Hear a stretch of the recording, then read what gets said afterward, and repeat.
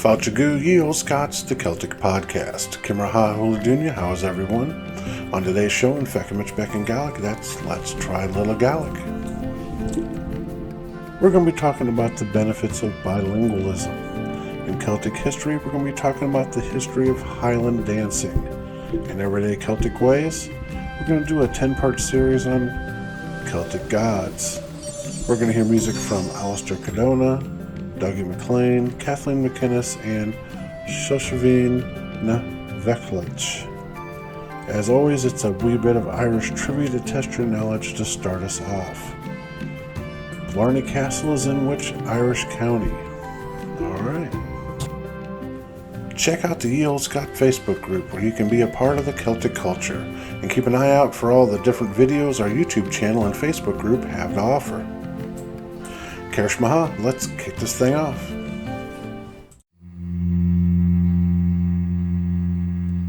Fiskur loin is mir chwart gan gwalas foim nach buach lium kelnen chet go horst a reis kashet a as a hjún Húch min guchlag lishen júnag ashik mas munchen an ol Schud min keil gun je mich in kein le maik nye fein sa kostre pliu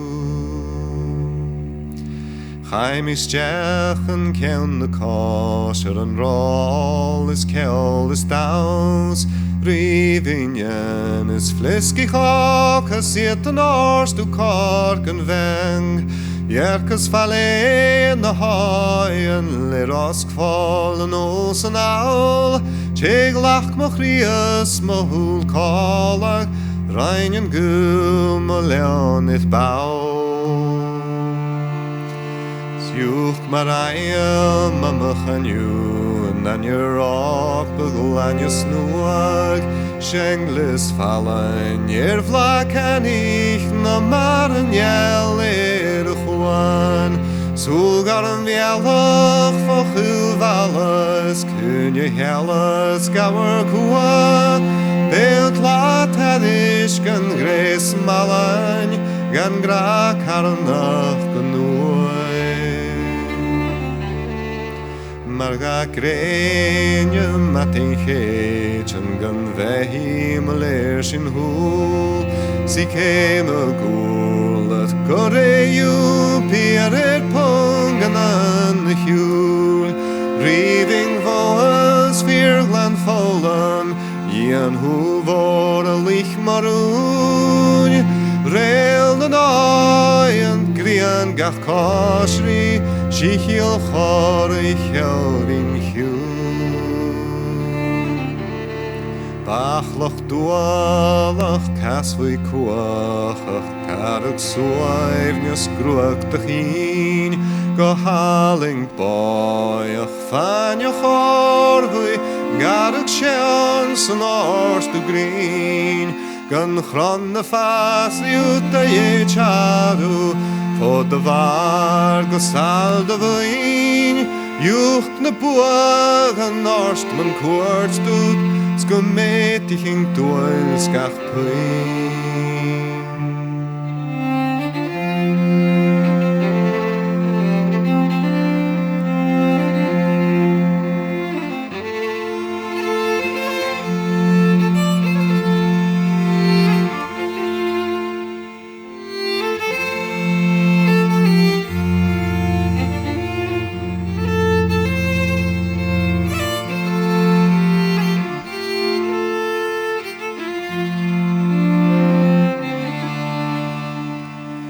Sorry vuam dan riving hork Yen hinje vore soas le gras Had ma gulach saga hus is min jorunda kuvi pan Snach brote katel a gluas maikne Strog nach hatjiche gotav Skepaun er chwart na hal har chwain Gym bi mi smoen cho chorst go brach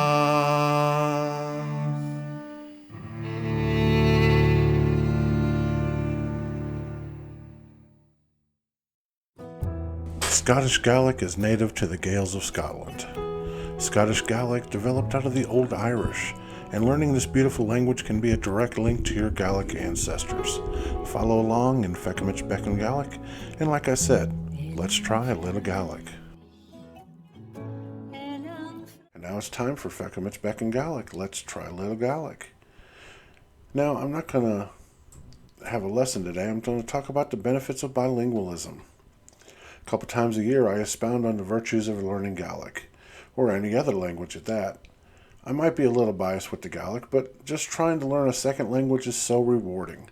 I once, while doing my job, overheard a woman and a friend struggling to speak some Gaelic words from a beginner's Gaelic course while eating in a cafe. Now, after I finished my business, I walk over and introduce myself in Gaelic, and they explained to her that if she ever needed help, she could call on me, which she has a few times.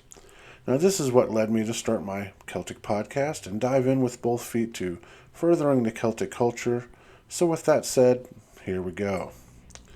In 1922, in Tractatus Logico-Philosophicus, the philosopher Ludwig Wittgenstein wrote, "The limits of my language mean the limits of my world. The words that we have at our disposal affect what we see, and the more words there are, the better our perception. When we learn to speak a different language, we learn to see a bigger world." For years on Let's Try a Little Gaelic, you have seen various Gaelic words and phrases, and we've even gone through the beginner's course. Now, I've touted the cultural and historical reasons for learning Gaelic, yet there's one reason that's more important than them all. Bilingualism has great health benefits for the brain and brain function. Even just trying to learn a second language is good for your brain, even if you never become fluent. Just hearing a second language helps develop a child's brain and opens up a new world for them. And it is never too late to learn a second language and reap the reward of all its benefits besides. It's just fun. Now, here are a few of the things that the Harvard Medical Journal says that's good with bilingualism. It helps in the prevention of dementia, as adults with Alzheimer's take twice as long to develop symptoms as their monolingual counterparts. The mean age for first signs in monolingual adults is 71.4, and for bilingual, it's 75.5. It also helps with focusing on tasks. Bilingual people display increased concentration on their assignments over monolingual counterparts. They are more skillful at focusing on relevant information. Bilinguals are skilled at switching between two systems in writing and structure. This makes them good multitaskers. Bilingual people have sharper cognitive skills and keep their brain alert and active even when only one of their languages is used. Now, bilingual people have denser gray matter, and gray matter is responsible for processing language, storing memory, and attention spans. Bilingual people have denser gray matter than their monolingual counterparts. Learning a foreign language involves memorizing rules and vocabulary, and this mental exercise improves overall memory, making bilinguals better at remembering lists and sequences.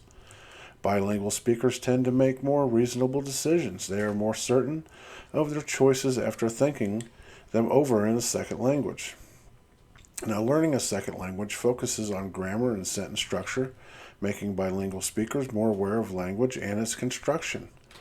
Learning a foreign language makes bilingual speakers more effective communicators, editors, and writers.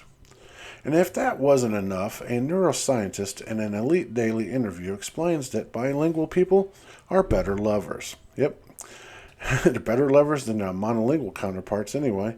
Basically, increased brain function is directly tied to the delay and decline of sexual desires, and the effects of ED are greatly reduced as well. There you go. All right, that's it for Feuchamaich Beagan Gaidhlig.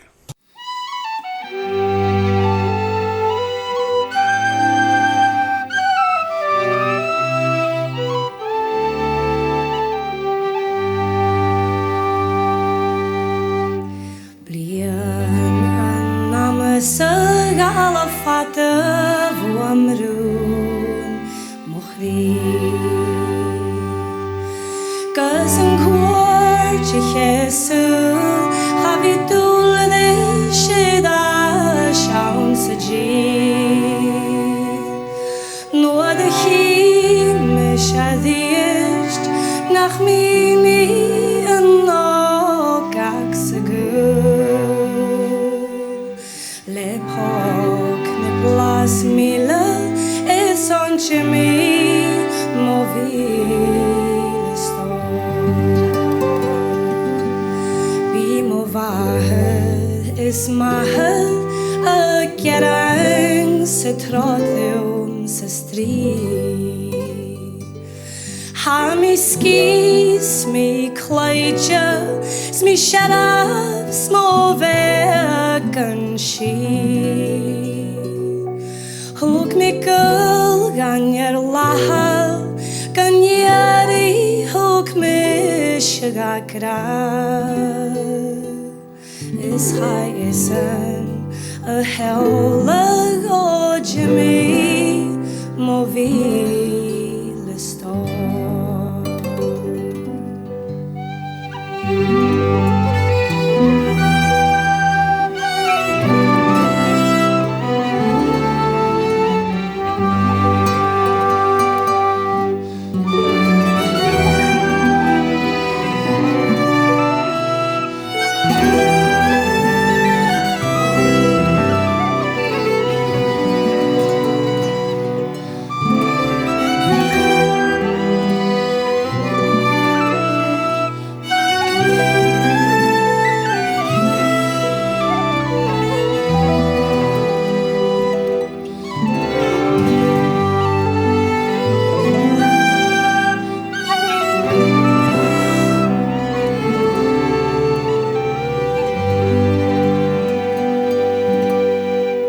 Ik misje gan chalja is kem jaun kuchvaim hu.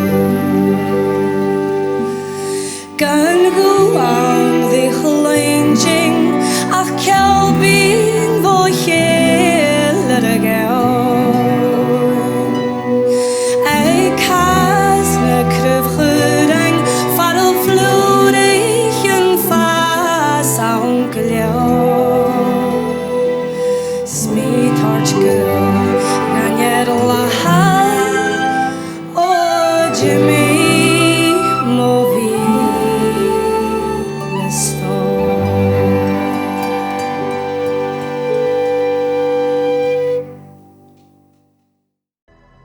Celtic history brings you the tales of the land, castles, warriors, heroes, legends, and customs that have created the rich, vibrant, and sometimes strange and wonderful history of the Celtic world.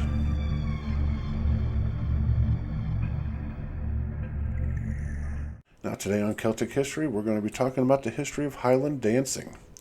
This goes along with a video series I'm starting on Saturday and over the next few weeks. Now, perhaps nothing captures the spirit of Scottish culture better than the sight of Highland dancing being performed at a Highland gathering. This sophisticated form of national dancing has been spread by Scottish migrants across the world with regular competitions. The majority of dancers now entered into these competitions are female, though the roots of these ritualistic dances lie with warriors imitating epic deeds from Scottish folklore. According to tradition, the old kings and clan chiefs used the Highland Games as a mean to select their best men-at-arms, and the discipline required to perform the Highland dances allowed men to demonstrate their strength, stamina, and agility. Now, although likely to date back to a much earlier period, the first documented evidence of intricate war dances being performed to the wailing music of bagpipes, as it was described, was at the second marriage of Alexander III to his French bride, Yolande de Dreux, at Jedburgh in 1285. Now, an interesting story about the dance says that the Scottish mercenaries performed a sword dance before the Swedish King John III at a banquet held in Stockholm Castle in 1573. The dance was apparently part of a plot to assassinate the king. The weapons necessary to complete the dastardly deed just happened to be the natural prop for the festivities, the sword dance. Luckily for the king, the signal was never given to implement the plan. It was after the Battle of Culloden in 1746 that the government in London purged the Highlands of all unlawful elements by seeking to crush the rebellious clan system. An act of parliament was passed by which carrying of weapons and wearing of kilts a penal offense. When the act was eventually repealed in 1785, Highlanders had lost all enthusiasm for their tartan and cultural dances. The revival of Highland culture was greatly boosted when Queen Victoria discovered the road north and recognized firsthand the magnificence of Scotland for herself. This revival saw the beginnings of the modern Highland Games, which, of course, Highland dancing forming an integral part. Primarily, to make judging easier, however, the selection of dances being performed were gradually narrowed down over the years and decades that followed. The result of this was that many traditional dances simply got lost, as they were no longer required for competition purposes. In addition, over the years, Highland dancing has moved from being an exclusively male pursuit to one that today includes more than 95% of female dancers. Today, only a few standard competition dances remain: the sword dance, the chanteuse, the Highland fling, the reel of Tulloch, and others. Highland dancing has changed and evolved over the years, integrating elements that may have their roots set in history's old tradition with elements that are much more modern as well. Now, some of these legends associated with today's modern dances include the sword dance.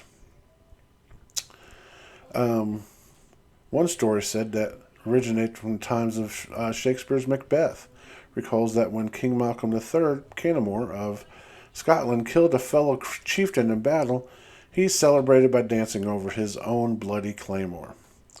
Now, the chanteuse, Gaelic for old trousers, the dance is romantically associated with the Highlanders' disgust at having to wear the hated Sassenach trousers that they were forced to wear when the kilt was banned between 1745 and 1785. And the Highland fling, one legend associates it as a warrior's dance of triumph following a battle. And the reel of Tulloch, it was supposedly on one cold morning in the village of Tulloch in northeast Scotland that many years ago the congregation were waiting for the minister to let them into a church. To keep warm, the people began to stamp their feet and clap their hands, and when someone started to whistle a Highland tune, the whole thing developed into a lively dance. You know, the one dance that I think is kind of cool but a little odd is the hornpipe, the sailor's hornpipe. And it's a very old Celtic solo dance that is very much based on the sailor's abilities during the dancing, with sailors originally performing it with folded arms. The steps are clearly shipwise, such as hauling in the anchor, climbing, or the rigging and ropes. And the sailor's hornpipe was the most popular during the 16th and 18th century, and that's when all that kind of sailing was happening. It is said that the Royal Navy Captain James Cook thought dancing was the most useful to keep his men in good health during a voyage. And then when it was calm and the sailors had free time, well, he made them dance. That's it for Everyday Celtic, Celtic History Break.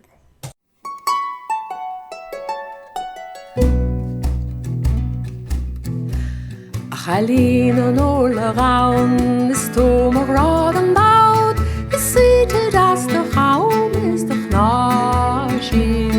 Likewise your features round excel the Lady Browns, your equals can't be found in Sinatra. If I had £1,000, I would lay the money down, the methos a gumme bert larga. The Feuchamaich Beagan is Feuchamaich Beagan, our farig is nar vagel dun the bottom. Miguelim shid od glor marger moor the hools and all, sar farig ni rachen shig a broch lad. I believe you are for sport, so I beg you let me loan, gurle bladder och de valentun am lad. If I bade my friends adieu for to go along with you, gallant dit gur father the vechtrachterin, I believe I'll stay at home and never go to Rome, shachen the rather lucky Harlem.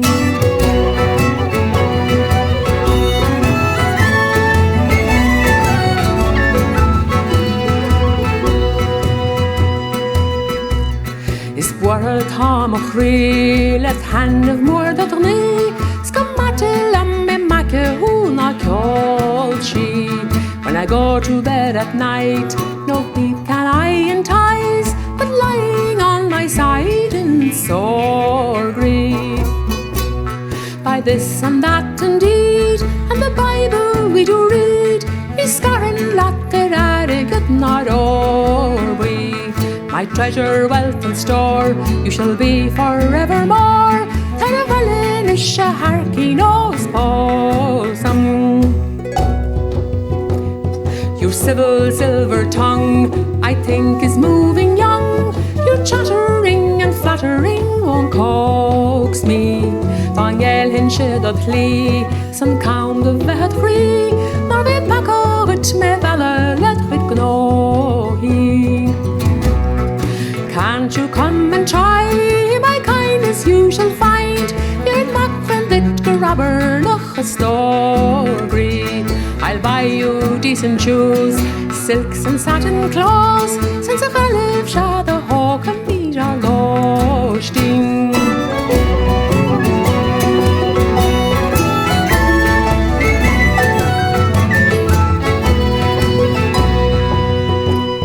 Your ranting can't I hate, and your idle silly prate, or as classy cart as freight both to stole. I must get my parents' leave before I misbehave. Taravaladish a harky nose possum. My charming, lovely dame, my heart is in the flame. Svachagalarum nageladish them glorsa. If you don't ease my grief and grant me some relief, Shinshana huskal huddle me the bronchi.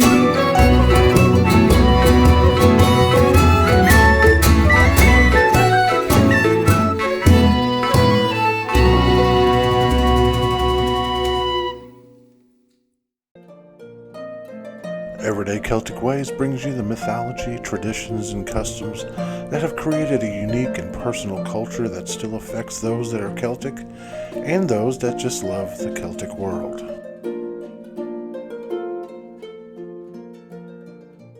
Now it's time for Everyday Celtic Ways, and we're going to do a series called The Gods of the Celts. Did you know that some of the deities from Celtic mythology were influenced by the pantheons of other groups that invaded the British Isles? The Celts didn't leave us many information about their gods and goddesses, so much of what we know is from the writings of Julius Caesar and his contemporaries, as well as Christian monks who came along later. Celtic deities were generally connected to various aspects of daily life, such as domestic and labor-related tasks, and elements of the natural world, like streams, trees, or hills. As each Celtic country gained its own identity and formed their own gods and goddesses, they drew from these ancient deities, therefore creating their own mythology. Now, before the countries that made up the modern Celtic world were even created, their Celtic identity was bound with them together. The Celts consisted of societies in Scotland, Ireland, Wales, Britain, and parts of Europe. But the Celtic roots are being reestablished, with science deeper and deeper into Europe and Asia every day. Now here is one of the major deities honored by those ancient Celtic peoples, Bridget, and she's considered the hearth goddess of Ireland. A daughter of Dagda, Bridget is one of the classic triple goddesses of the Celtic pantheon. Many pagans honor her today as a goddess of the hearth and home, and of divination and prophecy. She's often associated with the Imbolc, Sabbat, and as well as with fire, domesticity, and family life. Bridget was the patron of poets and bards, as well as healers and magicians. She was especially honored when it came to matters of prophecy and divination. Check out the next week's podcast for the next deity. And if this interests you, I would check it out more. Dig a little deeper.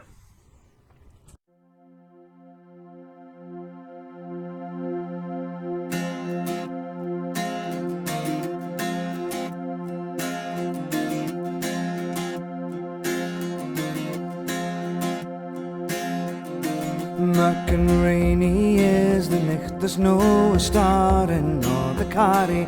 Lightnings gleam athwart the lift, and winds drive on wi' winter's fury.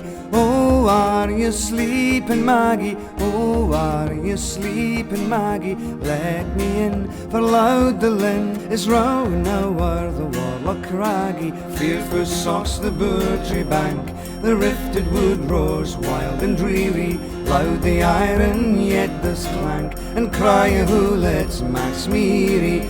Oh, are you sleeping, Maggie? Oh, are you sleeping, Maggie? Let me in, for loud the linn is rowing o'er the Warlock Craggy.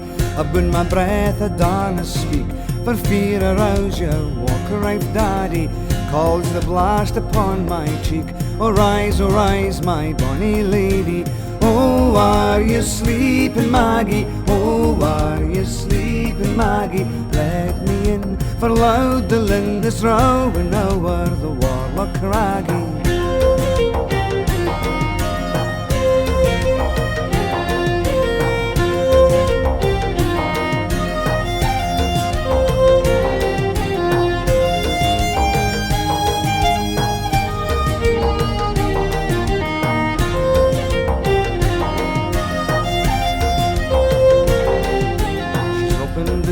She's let him in, he's cast aside his dreeping plighty. Blow your worst, your rain and wind, since Maggie knew I'm inside you. New since you're walking, Maggie, new since you're walking, Maggie. What care I for Hullet's cry, for Burtree Bank or Warlock Craggy?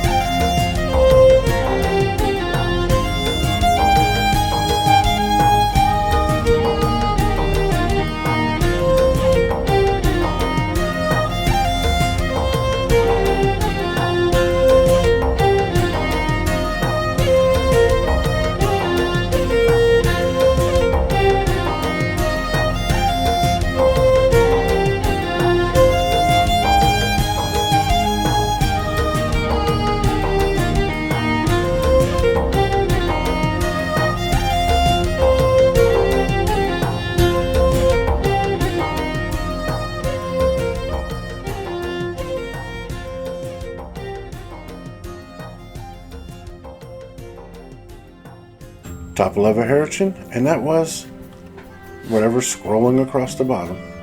Now remember to check out my YouTube channel. It's got Celtic music, podcasts, Gaelic language, Gaelic song, Celtic history videos, plus lots more. And my Facebook group where you can give me your inputs and insights on all things Celtic. But before I let you go, the trivia question answer. County Cork, Ireland.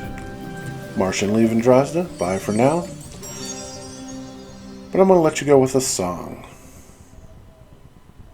And that one's going to be scrolling across the bottom too. Goodbye, Bobby.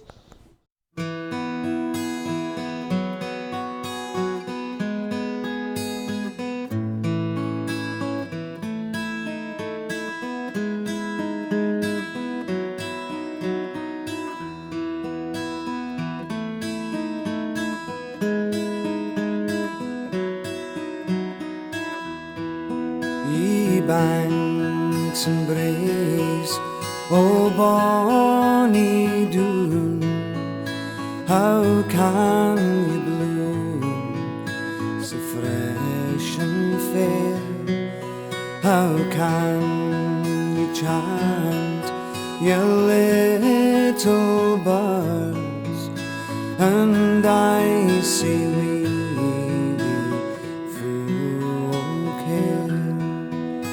you'll break my heart, you warbling birds that wanton through the flowery thorn. Ye mind me of departed joys, departed never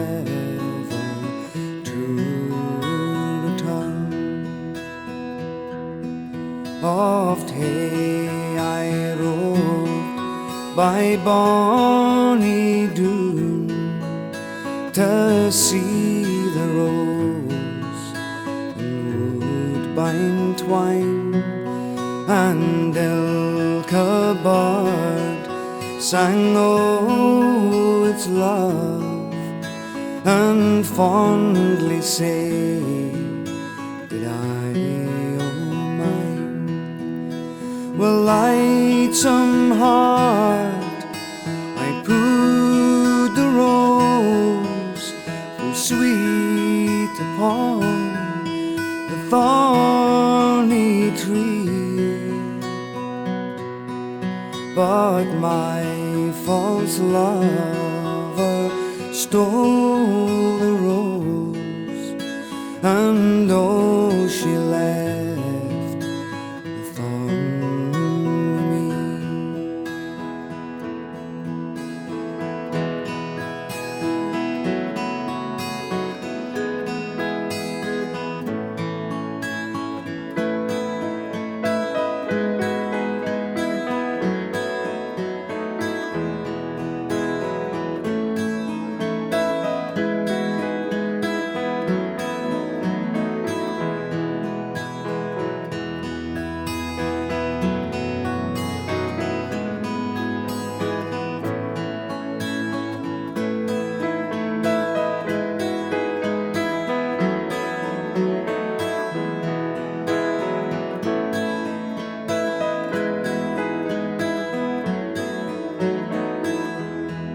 Ye banks and braes, oh bonny Doon, how can ye bloom so fresh and fair?